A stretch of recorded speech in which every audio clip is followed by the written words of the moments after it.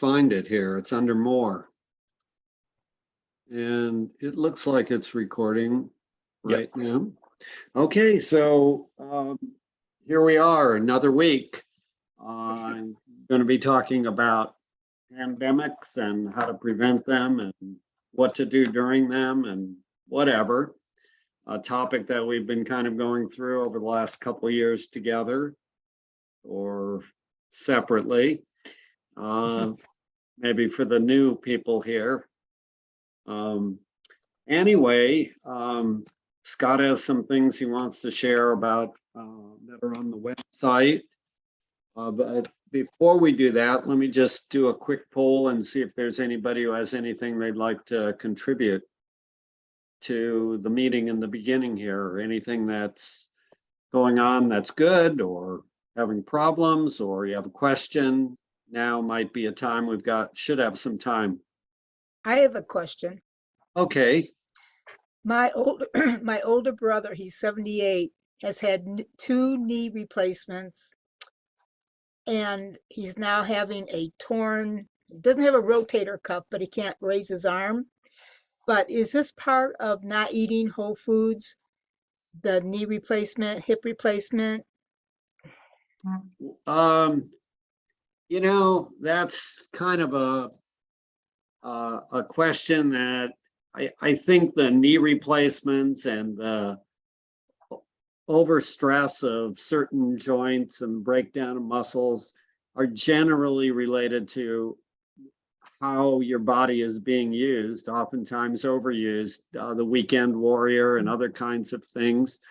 There may be some genetics to it, and I don't know. There may be a food component. It hasn't been stressed a lot.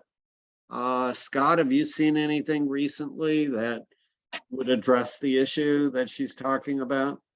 Well, there's not good studies, no studies to confirm whether there's a relationship, but most of it's theoretical. And so what we mean by that is, well, if the standard American diet and smoking and sedentary lifestyle and stress and all the things that the standard American culture, basically how we live, all contribute to chronic inflammation and decreased blood flow in the body. And so the whole food plant-based diet in theory then decreases inflammation, increases blood flow. And so we think that a lot of the osteoarthritis that occurs in joints and whether it's the back or the knees or the hips, if we had lived a more whole food plant-based diet, exercise, not smoke, all the things that the blue zone populations do, for example, their rates of arthritis are a fraction of what ours are. So you can see that and see the populations that don't get these problems, they have a completely different lifestyle, but that doesn't prove causation, but there's theories behind why that would be, because we know the science that shows, well, if you go on a whole food plant-based diet, it actually increases blood flow, decreases inflammation. Once you've had the wear and tear and you don't have any more cartilage and there's lots of bone spurs and everything in there, I don't know that you would ever be able to reverse that, and because you can't grow the cartilage back and this and that, but you could certainly decrease pain, decrease inflammation, maybe reduce your need to have a knee replaced or a hip replaced. But like Charlie's saying, we don't have good data to say, oh yeah, like here's a randomized controlled trial and here's a before and after picture of the heart arteries opening up and things like that. So, but changing your diet and lifestyle, it could only improve your symptoms even if you have significant arthritis. Yeah, those changes have been occurring over many years. It brings to mind what Dr. Greger says about hitting yourself with a hammer over and over. And, I was raised with the myth that most of these illnesses the cause was unknown, and that there was very little that we could do with genetics as being an underlying cause for this. But over the last, 10, 11 years that I've been looking into this and doing it myself, I've come to the realization that there are a lot of these conditions which we thought were not related to diet are. And it's very possible that, like Scott said, blood flow is an important issue, inflammation is an important issue in developing these conditions. And he jogged my memory about how I was reading about a theory that the amount of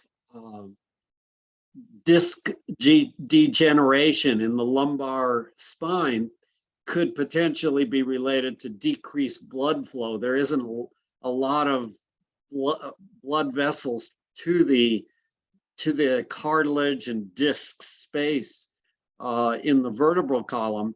And so if you reduce whatever little there is right now, even more by, having the standard American diet, theoretically, it makes sense that you could have worsening degeneration. But again, like Scott says, we don't have a study to prove that. We'll probably have an answer to your question in 10 or 15 more years? I don't know. It might be sooner than that. Well, I know you'd like it sooner, and we would too. And who knows? Maybe there will be something that comes out sooner. It's an excellent question. Anybody else have any thoughts on this?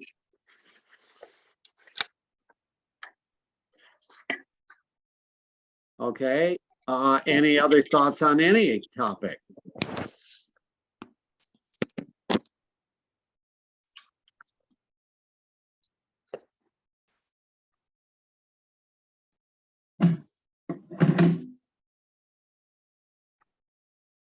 Like we need a mute. Yeah, I'm kind of muting bit by bit here. And I could do the whole thing at one time, but that's quiet now, isn't it? Yeah. Yeah, there were only 4 people who had their microphone unmuted. Okay. Is there anybody who's new to the classes and we're curious how you found out about it? If you would just unmute yourself and say hello. And yeah, my doctor referred me, or I saw some advertisement or something like that. We're just kind of curious. Anybody? New to the class and learned about it through Scott. Great. Well, welcome, Joan and significant other. Thank you. We're happy to have you, and we're here to answer any questions that may come up in your mind. Today, we're going to be talking a bit about pandemics and illnesses and stuff, which is a little variation on what we are generally talking about. But actually, you'll hear a similar message. The more whole food, plant-based you become, the healthier you'll be, even in a pandemic. So hopefully you pick up on that message today. Anybody else care to? Doesn't your immune system gets better when you get on a whole plant-based diet, and then you won't get as easily sick? Well, the studies show that you don't get as easily sick, and Scott has a couple articles with that he's going to share with you now, I think. Yeah, sounds good. Let me just go ahead and share my screen. Now, first, Yes, I want I to show could- I have. Okay, I can see it. Okay, let me go to the class website here. So I just wanted to show under the videos section on the homepage. This is our livelifestylemedicine.com class website. Go to the videos. If you click on videos, a whole bunch here, but I just want to show the last ones I added. Of course, from class last week, I added the Lifestyle Medicine Pioneers one here, the full interview with Nathan Pritikin, the full interview with Dennis Burkett. But the one I just added for this class is Dr. Greger, actually. So this was from 2008. And this was before, a lot of you might not know that actually before he ever did anything with nutrition, he actually was an expert on infectious diseases and zoonotic diseases. And if you watch this lecture, you can actually see him. he looks, even though this was 14 years ago, he looks probably older. I think he looks older than he does now. He was heavier than he is now. Because I heard him speak about this time, he was actually admittedly a little bit of a junk food vegan back in these days. So, but this is a really good, really prophetic lecture that he did back in 2008 about pandemics, the history and prevention. It's really, really interesting. So if you want more than what you hear tonight, definitely watch this full lecture. So I wanted to show you that. It's on the website. And then I wanted to go to the Eugene Plant-Based Providers website. And I wanted to show you here on the homepage. This is eugeneplantbasedproviders.com. Of course, we have I have to do a little plug for the Eugene Health and Wellness Expo that's coming up. If you click on upcoming events, that's this coming weekend, October 15th and 16th. We're going to have a booth there, and Charlie and I are going to speak from 10:45 to 11:45 a.m. on Sunday the 16th. That's this coming Sunday, and we're in the Expo Hall. There's Expo Hall 1, 2, and 3 at the Lane Event Center.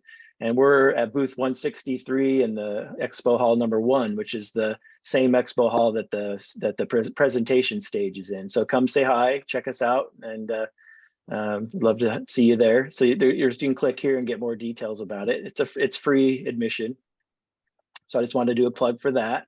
But then I want to go back to the home page, because this is where we have our newsletters. See if it'll go back to the home page here. It's freezing. There we go. Back to the home page. You can join the newsletter here.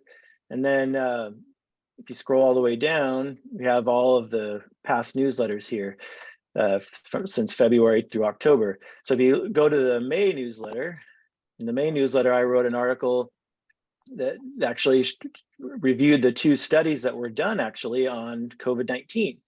And I actually saw, when I went to Washington, D.C. for a nutrition conference back in August, I actually got to see the presentation of this data from the original people that did the study. So that was really interesting. So I got a more in-depth look at the studies. But look at this. So plant-based diets and pescatarian diets on COVID-19 severity.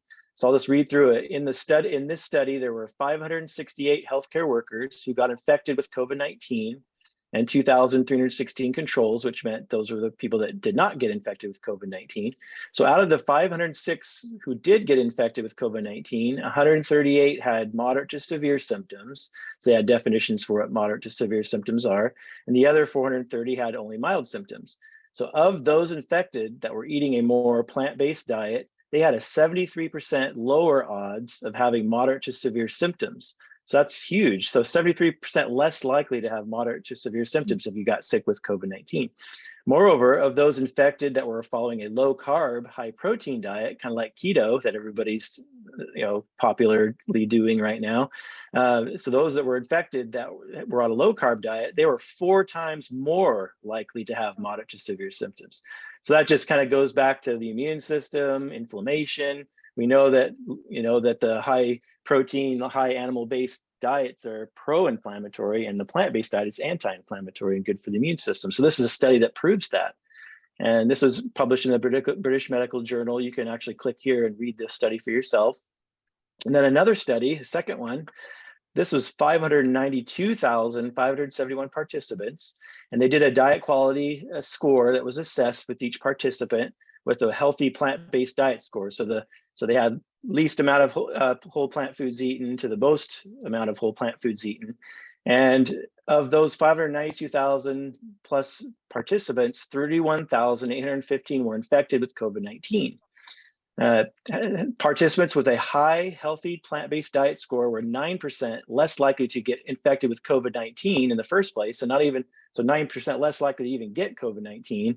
And then if they did get COVID-19, they were 41% less likely to experience the moderate to severe symptoms. So similar to this study up here. So this one was even a little bit higher, but this one was probably a little bit more loose as far as what was considered a healthy diet score. So that might have accounted for slightly less, but still 41% less likely to experience moderate to severe symptoms. And again, you can click on it here and read the study results for yourself. But yeah, I think that's pretty telling that going whole Mhm. food plant-based is good as far as if you get sick, and that could easily translate to things like influenza, common colds, other viruses we get. So these were on COVID-19 specifically. So yeah, Eddie, just wanted to share that. thank you, Scott. Eddie, you have your hand raised up. Yeah, I can add one anecdotal evidence piece to that. On my recent 3-week trip to Scandinavia, I came down with COVID in right at the end, the last couple days, but it was just like a mild cold and I was done in 3 days. Great. Great. So we're happy that you did not suffer the severe consequences that so many Right. have. Right.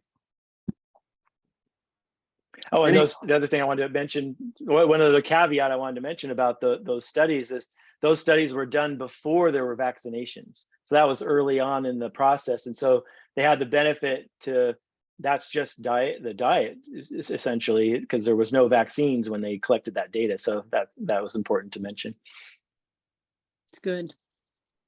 Yep. Okay. Anybody else have anything they care to share? Or thought? Okay. So we're gonna get on with the first video here.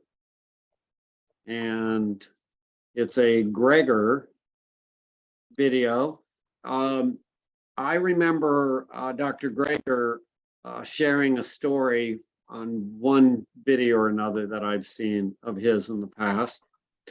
And he said that he was this disease specialist, disease expert on pandemics and whatever, and no one wanted to listen to him. So he kind of made the transition to talking about food choices and started nutritionfacts.org when he initially did not have any significant audience with his initial choice of profession. And he's managed to blossom from there. So pretty interesting for sure. All right. I think I hear a little noise in the background there. So I'm going to see what that is all about. Maybe not. Maybe it's just me, because it's only the two of us that are on. So, okay. So we're good. And I've got to go over to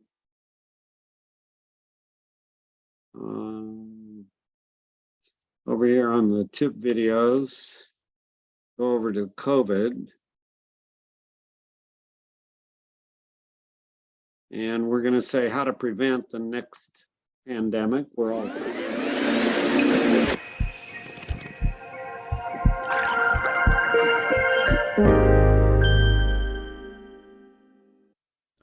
Infectious diseases are emerging globally at an unprecedented rate. Literally hundreds of new pathogens have emerged and reemerged over the last few decades, and what we eat is responsible for most of the new diseases that have jumped from animals to humans. In response to the torrent of emerging zoonotic or animal-to-human diseases, 3 of the world's leading authorities, the World Health Organization, the Food and Agriculture Organization of the United Nations, and the World Organization for Animal Health, held a joint consultation to determine the key underlying causes. First on their list was the increasing demand for animal protein. The greatest swords of Damocles dangling are the H5 and H7 bird flu viruses blanketing much of the earth. A bird flu pandemic could be devastating, given their current upwards of Ebola-like flip-of-the-coin death rates. Given that the emergence of these deadly bird flu viruses, H5N1 and H7N9, are linked to intensification of the poultry sector, there have been calls for the deindustrialization of animal production. For example, as suggested here in the Annals of the New York Academy of Sciences, replacing large industrial units with smaller farms with lower stocking densities, potentially resulting in less stress, less disease susceptibility, less intense infectious contact, and smaller infectious loads. Maybe they're the ones that could use a little social distancing. The American Public Health Association, the largest and oldest association of public health professionals in the world, has called for a moratorium on factory farming for nearly 2 decades now. Maybe COVID-19 is the dry run we needed, the fire drill to awake us from our complacency and reform the food system before it's too late. But if, as the Food and Agriculture Organization of the United Nations visualized it, the next pandemic starts with increased demand for poultry products before ending up with human-to-human transmission, maybe we need to move beyond just giving these animals some more breathing room. This editorial in the Journal of the American Public Health Association goes beyond just calling for a de-intensification of the poultry industry, questioning the prudence of raising so many animals for food in the first place.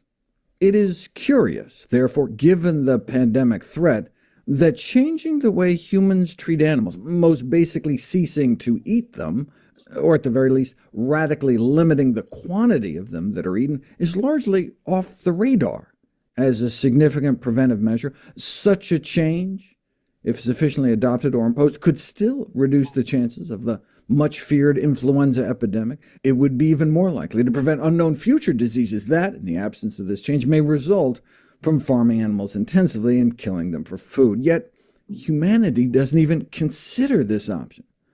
However, thanks to food innovations, this may be changing.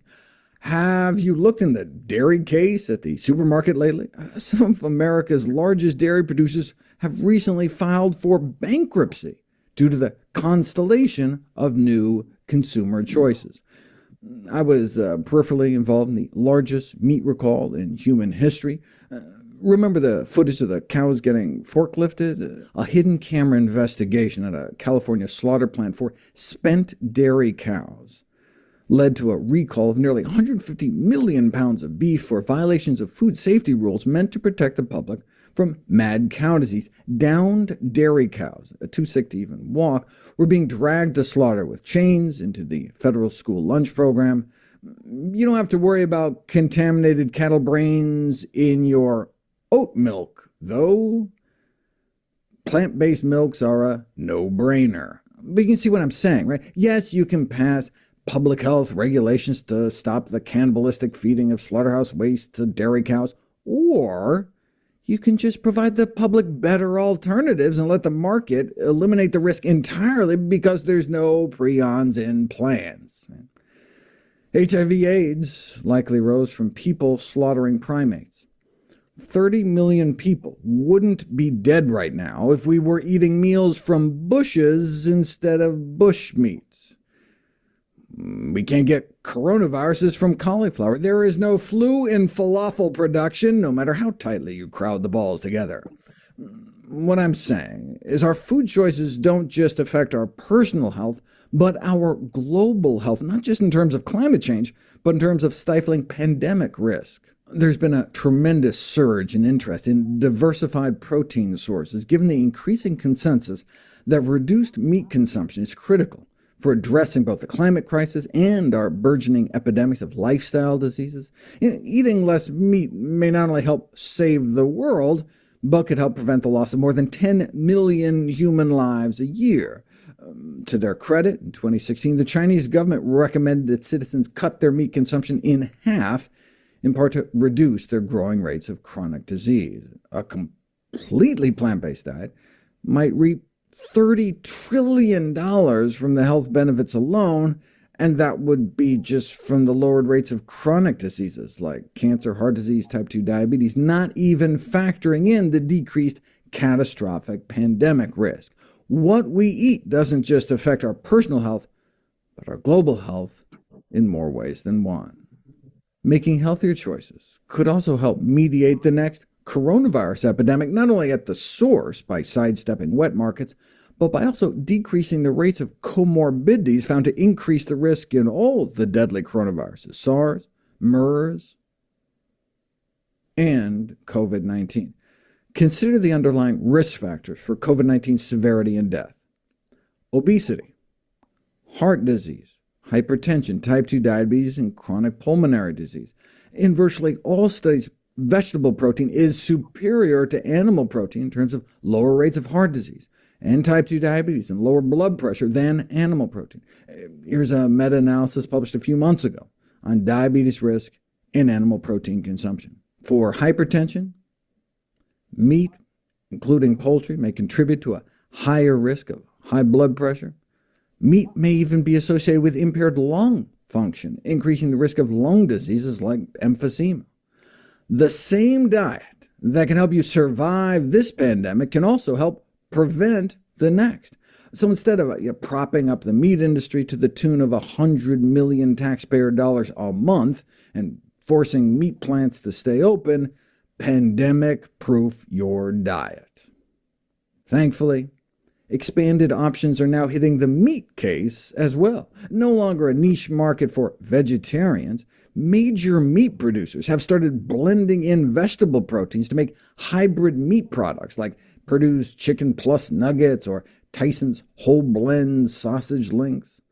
Smithfield, the world's largest pork producer, recently debuted an entire line of plant-based products. Hormel has a new plant-based line too. The purveyors of Spam now believe in the power of plants. Check out this headline from a few weeks ago. KFC to roll out Cargill's plant-based chicken across China. Talk about a cultural revolution.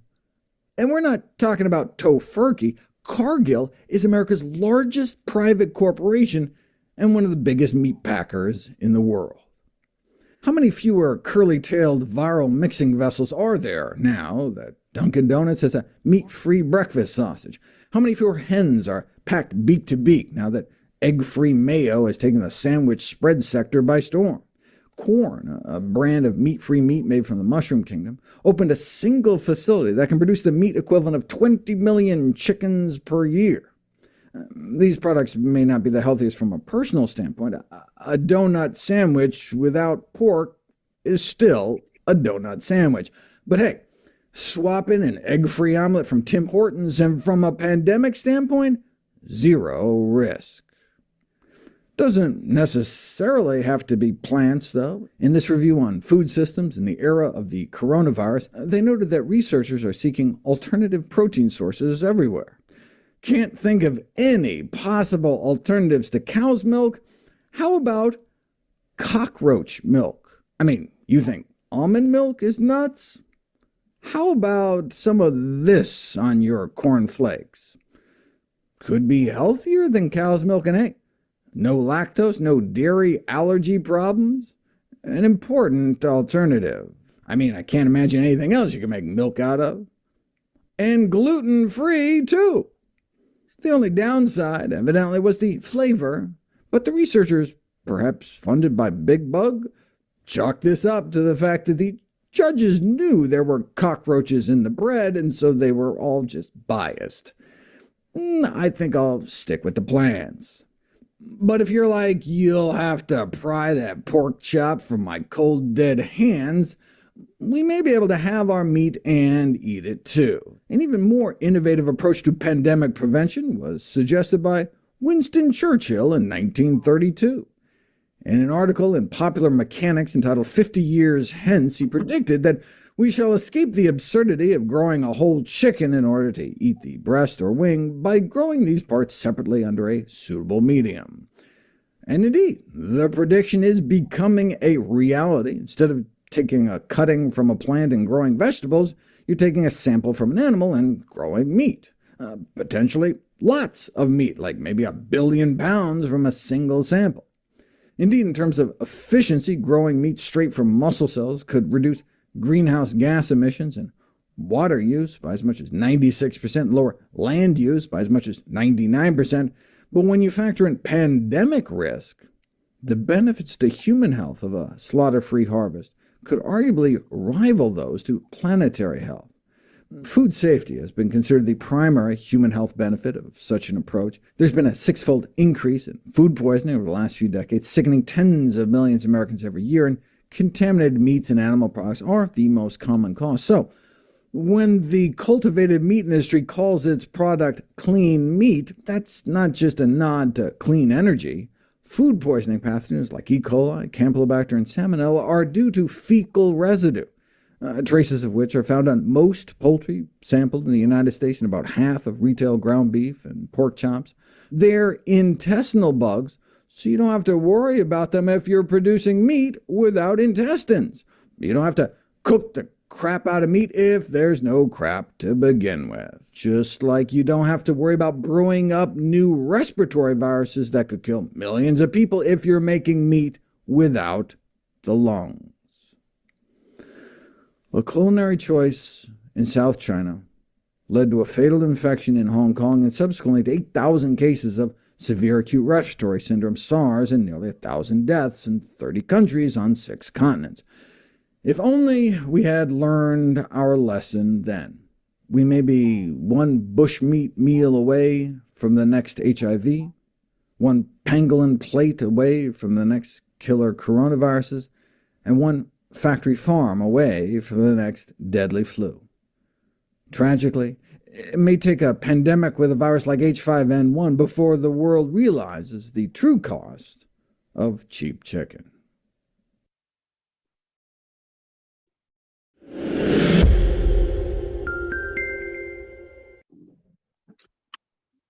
So there was a lot in there. I'm going to stop for a moment, see if anybody has any comments about any of this. Was that new to a lot of people? All the information about the meat, creating meat without killing animals. I think it's a interesting thing. I think 100 years from now, people will probably look back and think it was crazy that we had these factory farms and we grew all these animals just to slaughter them and eat them when we could just make it. Even if you just made meat from animal parts, and that would still, you would still have the health impacts that wouldn't be good, just like the fake meats that are highly processed and full of oil. They aren't healthy either. But tonight we're talking about pandemics, but it's also good for environmental issues as well. So, and for the animals too. So lots of levels of things there. But yeah, any comments anyone has would be good.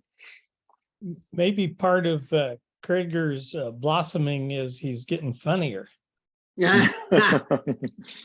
Perhaps.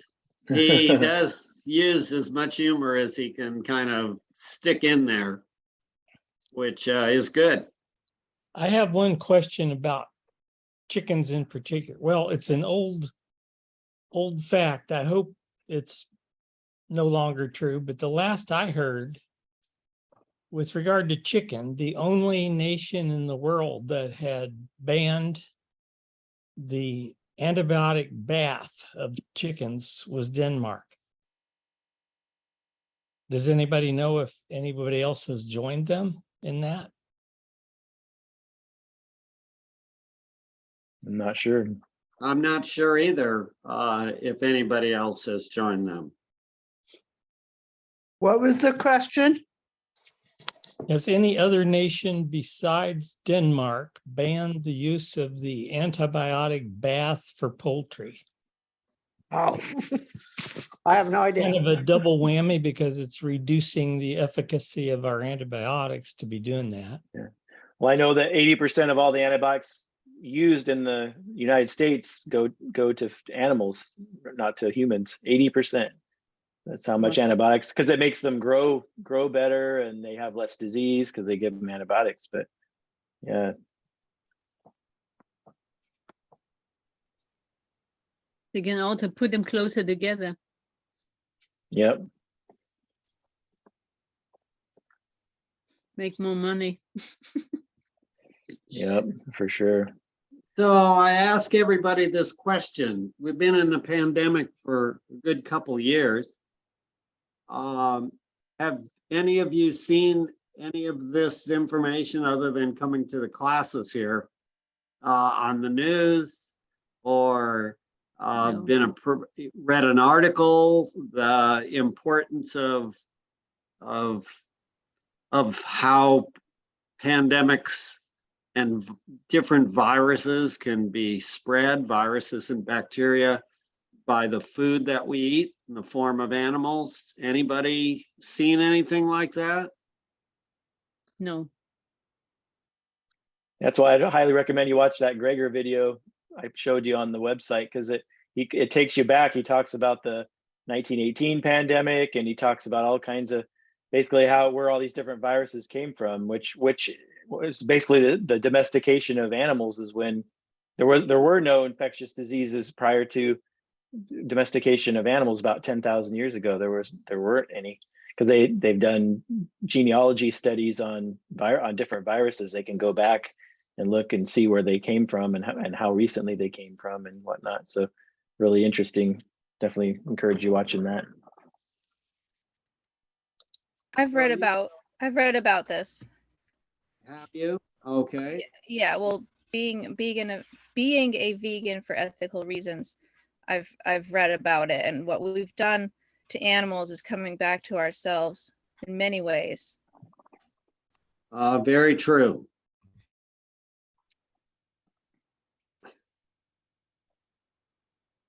So, yeah, you've been listening and interacting with a lot of different resources, so I'm not surprised that you have seen that, but I suspect the majority in the class have not. No. So let's see, Marcia, you have pears, you're gonna have a horde of people coming to your property and trying to get a few pears from you, except That's quite all right. from Montana. Ah, no, that's too far. Mhm. But I do have another question. Yes, It's about that expo, health expo coming up this weekend. yes. Is it gonna be in there with the home and garden thing? No, Gonna that's be in the main. close. Close, yeah. So that's in the main conference center, is the home and garden show. Then it's kind of just north of that main convention center is the expo center, expo hall 1, 2, and 3. That's where we're going to be. So it's Oh. just right next door to it, there on the fairgrounds. Oh, okay. Thank you. Yeah, I think it's like that's where they usually have like the the art and the baked goods and things like that at the fair. I think it's in those. I think that's where those usually are. I haven't been to the fair in a okay. few years, but I believe so. That's where they still do that, I think. Anybody else have any thoughts? Yeah, I have a question. What about baked goods? Do they have the oils and the fat of animals in there? Well, butter, butter and eggs. Yeah, Yeah. many baked goods do. So they're not good to eat either, right? No, because they're highly processed foods. Baked foods Well, are that's true, very yes. highly processed and, oftentimes the fiber is stripped out and Yeah, other nutrients and minerals are lost in the processing of the food. Yeah. Does that mean you're never gonna touch a baked good in your life? It's not, likely for most people, but do you want to make that a regular routine in your life? Probably not. So it's just a matter of making choices in this world. mm-hmm. Yeah, Oh, I don't any baked. Yes, Marcia, or that- we have two Marcias. Oh, One is with the C and one is with the S. So let's start with the C first, and then we'll go to the Marcia with the S. okay. That ice cream I was talking about this afternoon, Yeah, it's called Nice Cream. yeah. So that's good. I mean, it's a good alternative choice to, and can be good depending on what you put in it, for sure. Exactly. Yeah. Okay. How about Marcia from Montana? Okay. I have a Yonana maker, just a comment on what Marcia just said. I have a Yonana maker and I make bananas with a lot of different fruits and oh, it's wonderful. If anybody wants to try that, yay. On the other note, with Dr. Gregor, He has a book out, How to Survive a Pandemic. And I have that book and I've read it, and it's quite enlightening as to why we have so many viruses. Yeah, he's talked about that, and pretty convincing arguments for sure. What's the book called? How to Survive a Pandemic. I have it right here. Here it is. Yeah. Didn't he You can see write it okay. before COVID? Yes. Yeah, even before Let's COVID. see. Yes. Let's see. I think it was, or like during it. Yeah, right. It was yeah, he updated it. It was 2006 is when he initially wrote it, and then he made some changes to it and updated it in 2020 during the pandemic. But most of it was written in 2006. I see And that- the library has it. Okay, any other thoughts before we're continuing on? I've got a question for Marcia, for the Okay, other Marcia. What was the name of your machine you said you had, or recipe? It was a Yonana maker. Gosh. Y-O Anana? I'm not sure how you spell it. If you want it, I can go downstairs and get it. But it's about $59. I got it from Amazon. And I love it. You put your frozen bananas in, and then you take your frozen fruit, and then you take more bananas and you put them in, and it mixes it all together. It's a nice treat to have. Oh, okay, That- thank you. that's frozen bananas, and the Onana machine is spelled Yonanas. It's like banana, but it's Yonana. Yonana. Okay, thanks. Okay. Any other thoughts? Then we're gonna go back and share the screen, and we're gonna see what to do if you come down with COVID-19. And we'll have a little discussion about that, since we're still there may be some questions from you all as to what to do if that happens to you or one of your relatives. So here we go.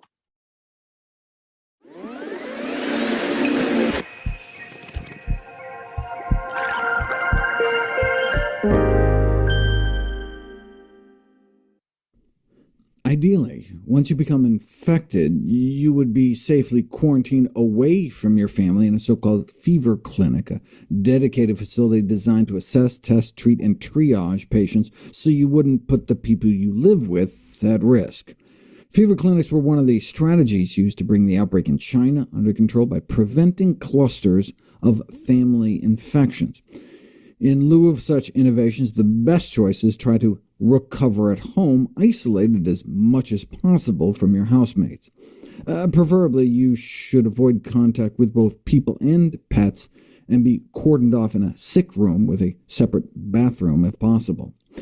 Can pets get the disease? In rare cases, dogs have been found infected with the new coronavirus, but the virus replicates poorly in canines. They don't seem to get sick, and they don't appear to pass the virus along to others. This is consistent with what we saw in SARS, where a small number of pets tested positive, but they didn't appear able to infect others.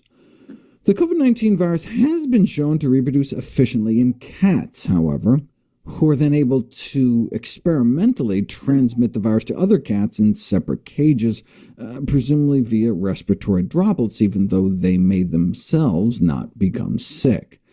A survey of 102 cats in Wuhan province after the outbreak found evidence of infection in 15 of them, presumed, as with the pet dogs, to be cases of human-to-animal transmission. In the United States, the first confirmed case of animal infection was a sickened tiger at the Bronx Zoo, followed by a few pet cats. There is no evidence to date that pets have been a source of infection of COVID-19 for humans, but rather we suspect it's the other way around. To reduce the risk of spreading the disease to those you live with, if you are sick, Cover your nose and mouth with a tissue when you cough or sneeze. Throw the used tissue in a lined trash can and then immediately sanitize your hands. Don't share personal household items such as eating utensils, towels, or bedding. Wash your hands often.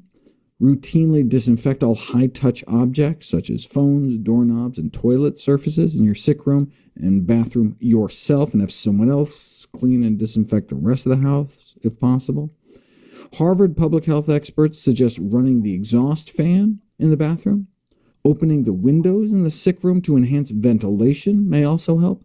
During the SARS outbreak, hospital wards with larger ventilation windows appeared to harbor significantly lower infection risk for healthcare workers.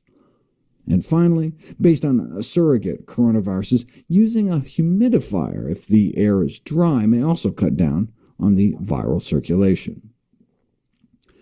Most people who contract COVID-19 spontaneously recover without the need for medical intervention. If you do come down with it, protect those around you, get rest, stay hydrated, and monitor your symptoms. If serious problems arise, such as difficulty breathing or persistent pain or pressure in the chest, seek medical attention. But notify the 911 operator that you may have the virus, or if less serious, call your doctor or emergency room first before heading in, since it may have special instructions for suspect cases in your area.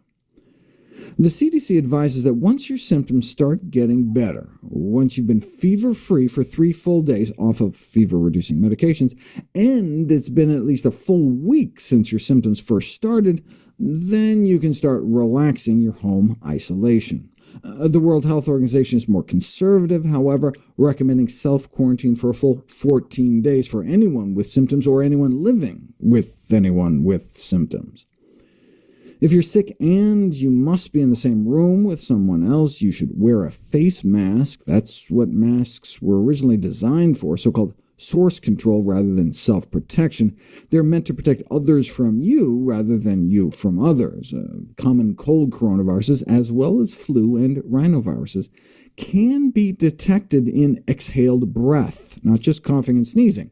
And surgical masks can cut down on the amount of virus you exhale out into the world. We have yet to know if this is true of COVID-19, but the head of the Standing Committee on Emerging Infectious Diseases at the National Academy of Sciences told the White House currently available research supports the possibility that SARS-CoV-2 could be spread via bioaerosols generated directly by patients' exhalation. This shouldn't be surprising. After all, respiratory droplets are not just sneezed gobs of mucus. When your breath fogs when you're outside on a really cold day, that's an illustration of respiratory droplets. That plume of vapor coming out of your mouth is made up of tiny droplets of water straight from your lungs. On a warm day, you can imagine yourself breathing out that same cloud, you just can't see it. Err on the side of caution and assume the virus is in the breath. If infected individuals are exhaling virus before they even know they have it, maybe everyone should be covering their face in public. The CDC initially resisted such a measure, a decision the Director General of the Chinese CDC referred to as a big mistake. The U.S. CDC relented in April, recommending wearing cloth face coverings in public settings where other social distancing measures are difficult to maintain, such as grocery stores or pharmacies. The 180-degree shift is probably best exemplified by the U.S. Surgeon General's swing from tweeting, "Seriously, people, stop buying masks," all caps, exclamation point, to being featured in a video weeks later demonstrating how to improvise masks out of a bandana and rubber bands. The CDC has easy no-sew instructions at bit.ly/CDCDIY. In addition, for those who are sick and necessarily exposed to others, surgical masks are advised when disinfecting a residence that may have been exposed to the virus. You should also wear disposable gloves, open all the windows while mopping the floor and cleaning all surfaces with a disinfectant solution, and washing all linens and the clothes you just wore, cleaning with detergent. Make sure to hold soiled linens away from your body and don't shake them before they are washed. And as always, take care to not touch your eyes, nose, and mouth when removing your mask, and carefully wash your hands afterwards. You can find all these instructions at bit.ly/COVID cleaning. The suggestion that the public should not wear masks because healthcare workers need them more is definitely valid up to a point, but surely an argument for manufacturing more masks, not denying them to populations who could potentially benefit from them. Until such masks are available in sufficient numbers, though, frequently washed cloth masks are recommended by the CDC. I'll talk about what the best materials to use for them is, as well as the role of N95 respirators next. So many of you recognize this was sort of some old information. Yeah. It was sort of a history of where we were a couple years ago, and we've come quite a way. And so we wanted to kind of discuss some of the differences that are currently in vogue, so to speak. And so that 14-day quarantine period has been significantly reduced since we have immunizations now. Many people have been vaccinated or been exposed, and we're in a better space right now. So I would say, from my point of view, the current recommendation is if you come down with COVID, you test positive for it, you're symptomatic, you probably should be trying to isolate yourself from others for a 5-day period of time. And then you should probably retest yourself. And if you continue to test positive, be super careful because you still are potentially could spread the virus, or if you're having symptoms. But if you're asymptomatic and you test negative at that point, you're probably good to go. What's your take on that, Scott? Yeah, I think with the antigen tests, which are the home tests, they're just testing antigen, which is just virus particles. And so the 5-day thing. So if you're past 5 days from the start of your symptoms, you don't have to quarantine. And even if you test positive with the antigen test, you may or may not be contagious because just dead virus particles shed, and it doesn't mean you're contagious, but it'll still make the antigen test positive, because the antigen is the protein, just the virus particles potentially. Whereas the PCR test that I do when I test patients in the office, that's more accurate as far as whether you're potentially infectious or not. So I think that's kind of why the CDC lightened it up and said you don't really have to keep doing home antigen tests if you've already gone past 5 days from the onset of symptoms. But if you're still symptomatic and you're positive, or if you hasn't been 5 days yet, or you test positive and don't have symptoms yet because you just maybe were exposed, then those are the situations where you want to still quarantine. That's the latest I've learned. All right. So again, there's a lot of individual decision making here. I was listening this morning to Dr. Radio about the cases of flu have been increasing. And so they're encouraging people to get flu immunizations.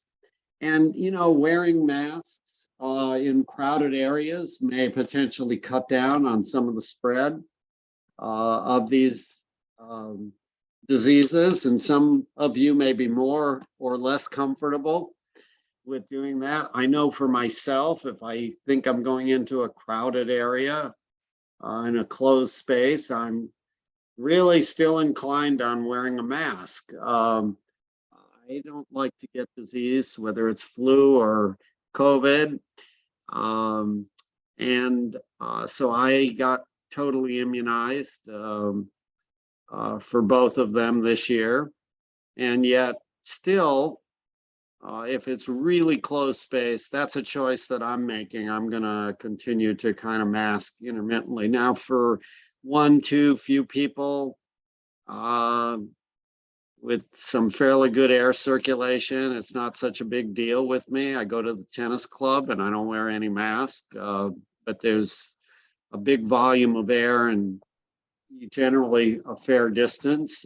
Still, there's a little bit of risk that I'm willing to take. So each of you get to make your own decision as to what you're choosing to do at this point in time. Any other thoughts? I still wear a mask every day at work. I have to because I work with 2-year-olds. Okay, Yeah, it's And if- been every day since COVID started, every day. I think the childcare workers are the last frontier, except for the doctors and the nurses and the dentists.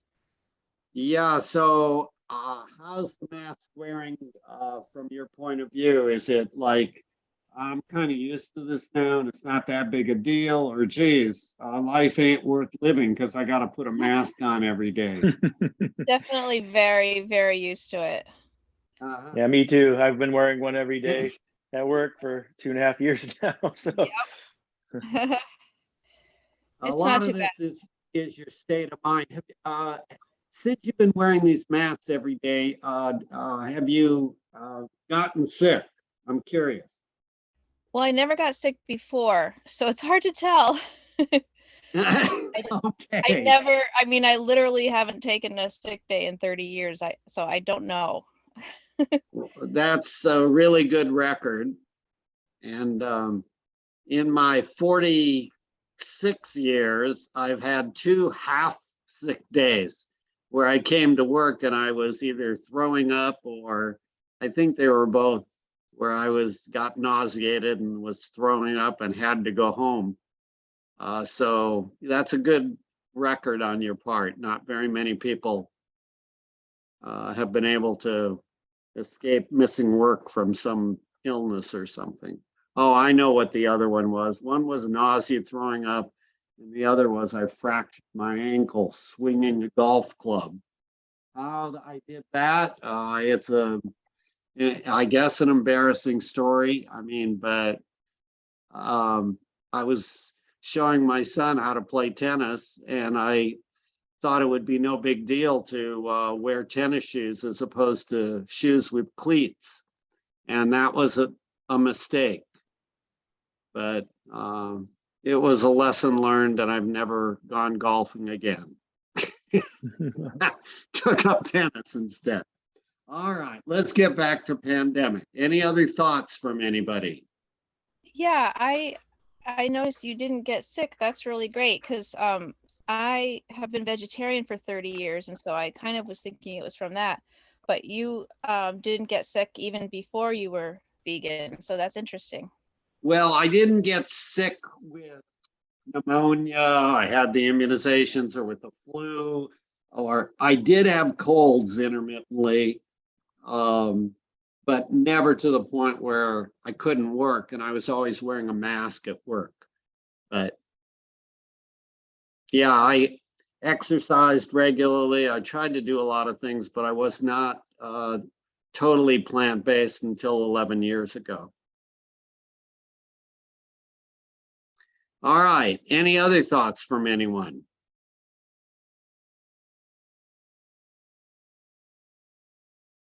It's a quiet room tonight, which is okay.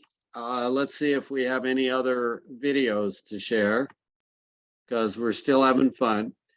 Will plant-based diet reduce risk? Absolutely yes, according to Gregor. Let's see what he says.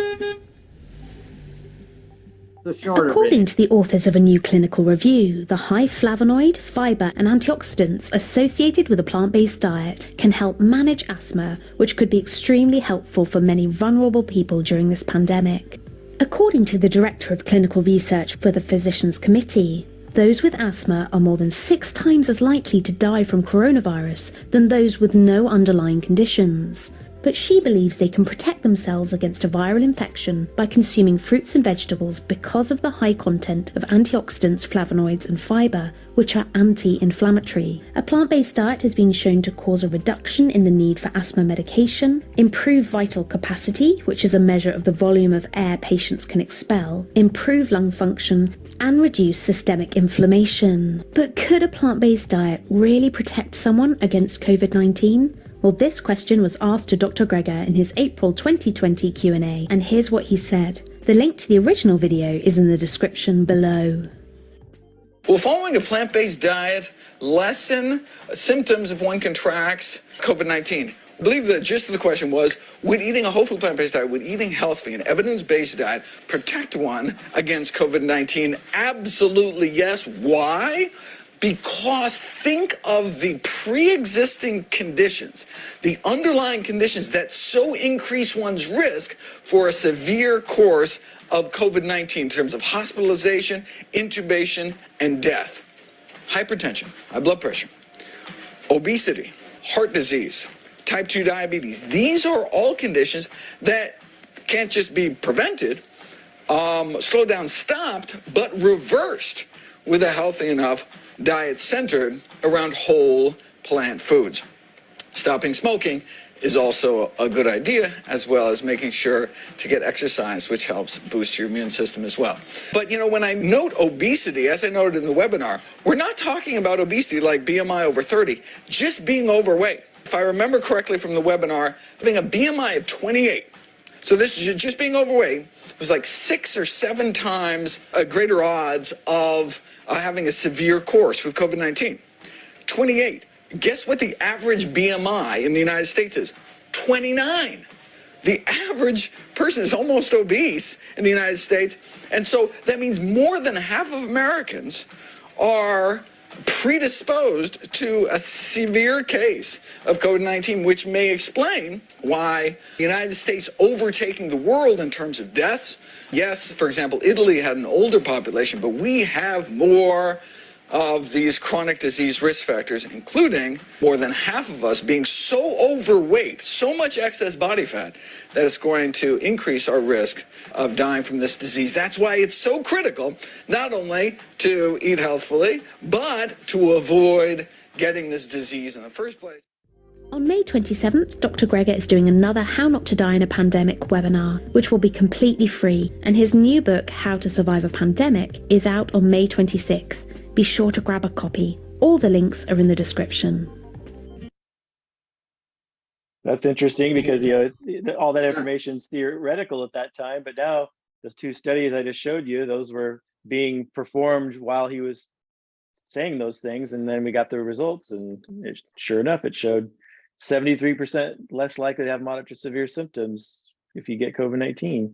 And then if you're on a high animal protein diet, keto, low carb diet, you're 4 times more likely to have moderate to severe symptoms. So just another, you know, now you have the study to back up what the kind of the theoretical benefit would be. Now you have studies that prove it.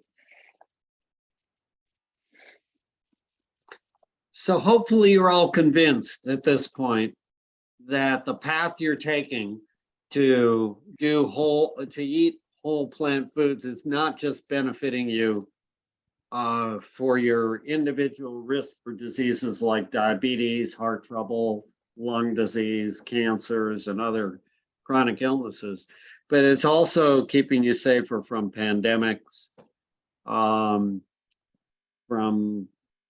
you know, disease as a whole. It's healthier for the world, and the animals actually like you better for it also.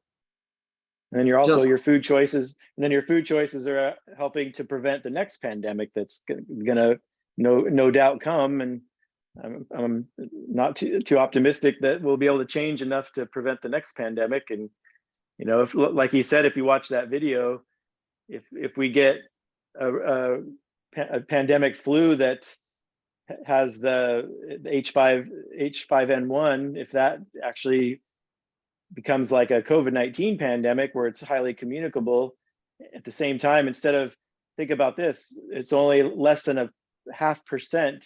So COVID-19 had a mortality rate of less than 0.5%. So only less than 0.5% of people that got COVID-19 actually died from COVID-19. And this is in the world, only 0.5%. The pandemic flu in 1918 had about a 2.5% mortality. So like 4 or 5 times worse than COVID-19. So 2.5%. Imagine if it was H5N1 mutates into where it can infect like COVID-19 in the 1918 flu pandemic. That has a 50% mortality.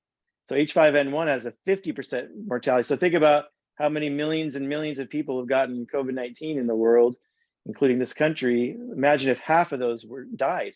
That's what our next pandemic could be if we don't do something. If we don't stop, all these animal feed operations and don't change the way we eat and how we raise animals for food and all the things that were discussed tonight. It could be catastrophic. The worst death event in the history of human civilization.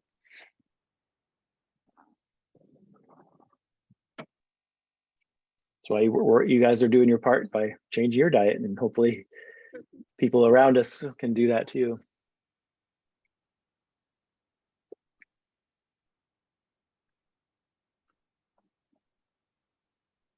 Okay, anything else from anyone? Uplifting, I know, sorry. But it's a topic we needed to cover. It's, pandemics is something at least deserves 1 week of classes for a whole year. I completely agree. It's definitely an important, timely topic. So I see, Lisa, you're seeing a lot of flu in urgent care. I'll get back with you in a minute after Dolly asks her question. Well, it's not a question so much, but I've noticed I've always had asthma and chronic bronchitis. And I've noticed since we've been on this plant-based diet, whole foods, plant-based diet, I haven't been bothered with that at all. It just occurred to me today, looking at the calendar, that usually this time of year, I'm starting to hoard diabetic cousin and all these other things. I haven't had a bit of it for almost a year. So I'm sure it's this food. Well, I have heard that story from a few other people over the last 10 or 11 years. I believe it's real, and congratulations to you. That's wonderful. Thanks for sharing that. I noticed too that my allergies from grasses and all that is not hardly any at all in comparison how it used to be. And I'm 1 year now on the plant diet. So yeah. Well, Trouty, I remember when you first joined about a year ago, you had quite a number of questions, and it was something it seemed pretty foreign to you at that time. You've made a major transition over times, and we're thrilled to see that for your sake, and not just because we wanted to strong arm you into any of this. You made the choice to keep coming to the classes, and they do change your thought process for sure. Yeah, I read a lot of books on it, and I'm more and more convinced about it. I wouldn't want to go back on it. I don't have the desire anymore. That's great. Thanks for sharing that. So Lisa, do you have anything to add about what your recommendations as a med student who's seeing a lot of increased flu down in California? It's coming to Oregon next. What's your thoughts as to what you would recommend people to do at this point? I'd recommend definitely get vaccinated. I think that's the easiest thing to do, first of all. Then I'd probably recommend aside from the plant-based diet, also keeping your stress levels in check. Everyone that's come in is usually really stressed about work or not sleeping enough, not eating well, not drinking enough water. And that's basically what we tell you to do when you come to urgent care, because there's not really much else that we can give you. So don't come to urgent care unless you're really, really not feeling well, because we'll probably just send you back to, unless something's very seriously wrong. So if someone is ill and they're having like cough and sneezing and sore throat, and they say, well, do I have COVID or do I have the flu? Do you do testing for both of those? It depends. The treatment is not really too different. sometimes people like to get tested just for documentation for their work or for school or whatever it is. But as far as the treatment, it's pretty similar, just rest and isolate, because they're both viral. Have you had anybody walk in who was so ill with a low oxygen level that you needed to call the ambulance? They needed to be admitted and then placed on antiviral medicines, perhaps? Anybody like that? Not yet, but I'll be working in the emergency department this month, so this may be the month. Okay, well, just trying to follow along, see what kind of experiences you're getting. Because that's not that common, but for the people who wind up having that, it's pretty traumatic for them. Yeah, I mean, this week I've started in the actual hospital. Before I was just in the urgent care clinic and the family clinic, but we had a patient that I was discharging today. He was very grateful for our care. He had pretty severe pneumonia, but I was writing this summary and just listing all these other comorbidities that he had. He was obese, hypertension, chronic kidney disease. And I just thought it was ironic or funny that he was so grateful that we fixed his acute pneumonia, but I still felt like we were sending him off with so many other issues that he still had and weren't getting any better. So do you find in the time of the visit that you're able to plant a seed occasionally and tell people that perhaps they could reverse some of these chronic illnesses if they made some different life choices, or do you not have time to do that in the urgent care setting? Well, now I've moved into the inpatient setting, so there's a bit more time, but the patients are also sleeping most of the time or just very severely sick that it doesn't always feel appropriate to discuss diet quite yet. But once they get better, it's definitely something that I like to talk about. I know that. That's why I'm continuing to encourage you along in that path. So keep doing what you're doing. Thanks for sharing. Thank you. Anybody else have anything that they have a question or want to share with the group? I have a statement, I guess. Sure, Marcia. I always thought I was pretty healthy until my hand swelled up and it got me. I knew it was arthritis, and I thought, whew. And I went to, because I knew arthritis was an inflammation of the body, and I went to what causes inflammation in the body, and it got me to Dr. Neil Bernard. And since that time, I feel was just lucky that I didn't get sick, but now I know I'm healthier because of the whole food that I'm eating. Yeah. So as that probably helps you stay on track too, although I don't know if you have any major desire to do something different. At this point, you've done it long enough that you're probably convinced that it's the right thing for you.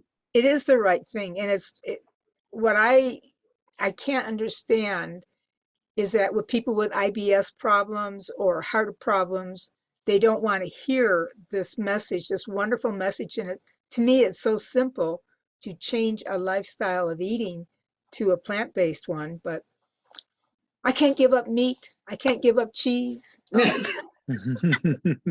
We have heard that so many times. And we keep trying. Scott and I both keep trying. And everybody in this room has had friends or relative who have given that response to them, that there's just no way they could do this. It just seems like we're aliens from outer space at times, huh? Little by little, you can do it. Yeah. I love the French brie cheese, and I said, oh, I live for that. Yeah, I got rid of it. Oh, that's great. Okay.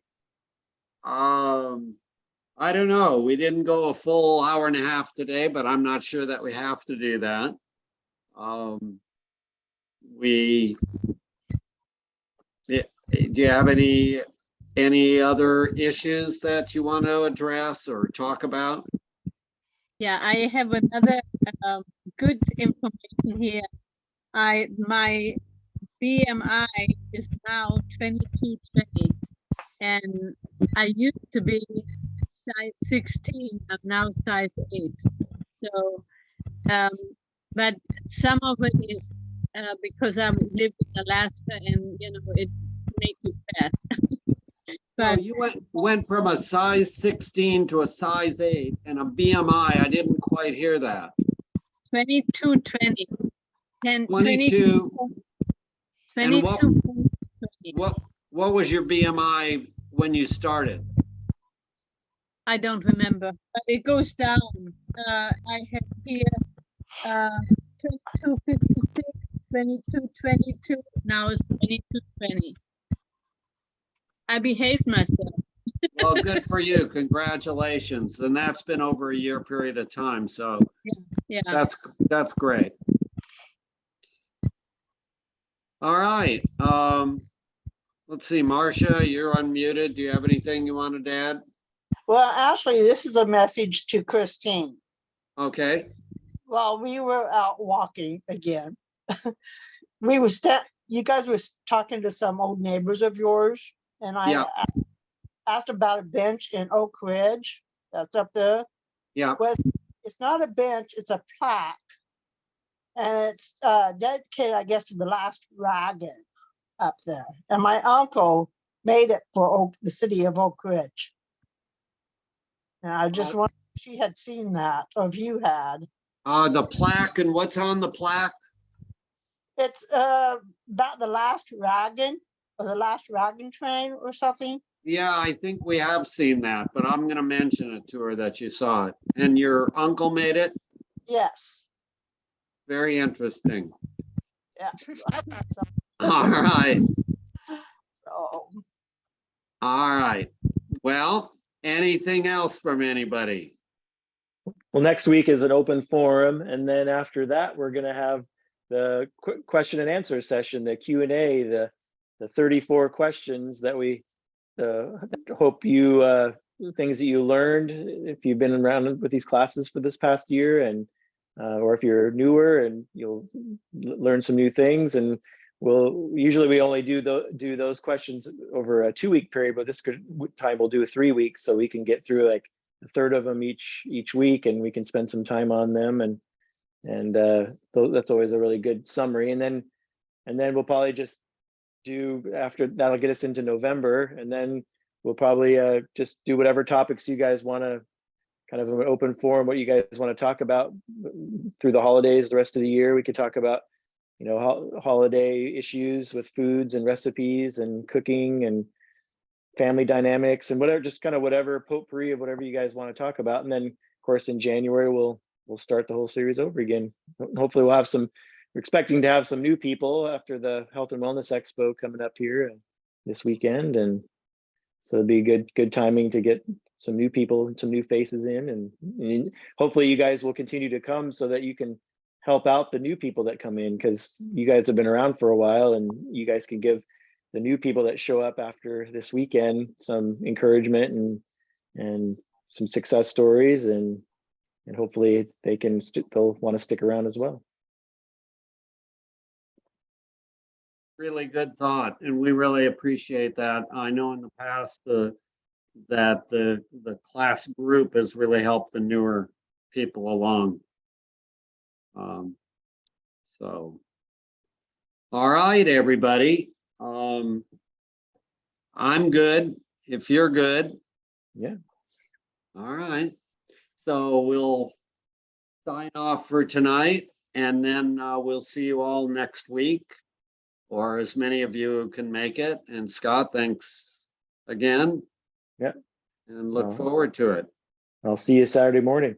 We're the gonna fair. have fun Saturday and Sunday. Yeah. All righty. I think Take Hank care, and I, everybody. Hank and I are gonna be there on Sunday, I think, just to see what it's all about. Oh, Great. good. We'd love to see you. Yeah, Thank you so much for putting these on. you're very You're welcome. welcome. Have a good Our one. pleasure. Yeah, thank you. Bye-bye.